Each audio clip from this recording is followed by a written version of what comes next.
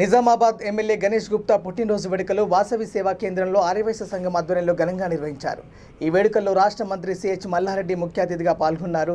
రాష్ట్ర police housing corporation chairman Damodar, Telangana Aryavaishya Mahasabha అధ్యక్షుడు, Telangana industrial corporation chairman Lakshminarayana, B Mahesh, బి3 న్యూస్ చైర్మన్ కాచం సత్యనారాయణ, తెలంగాణ ఆర్యవైశ్య మహాసభ మహిళా విభాగం అధ్యక్షురాలు ఉప్పల శారద, పలువురు ఆర్యవైశ్య ప్రతినిధులు పాల్గొన్నారు.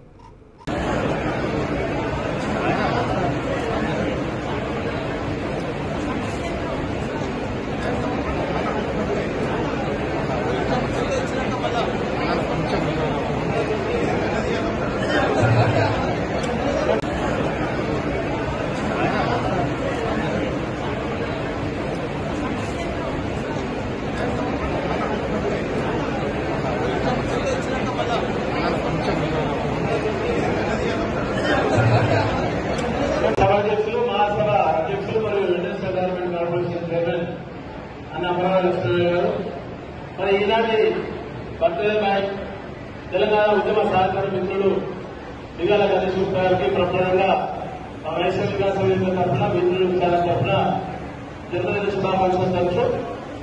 మహాసభ ఆధ్వర్యంలో ఇది బహుశా 4వ బర్త్డే గారు కూడా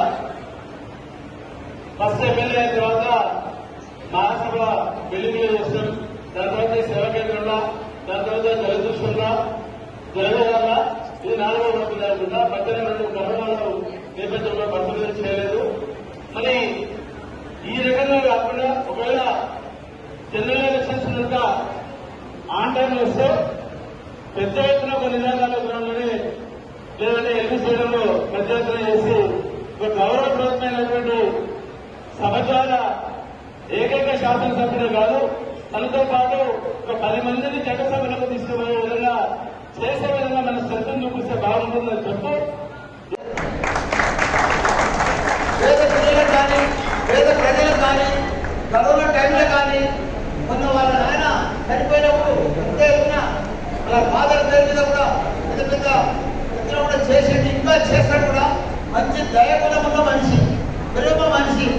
ఆయన అట్లనే ఎప్పటికీ నవ్వుకుంటా 120 ఏళ్ళు బతకాలని నేను ఆ భగవంతుని కోరుకుంటున్నా.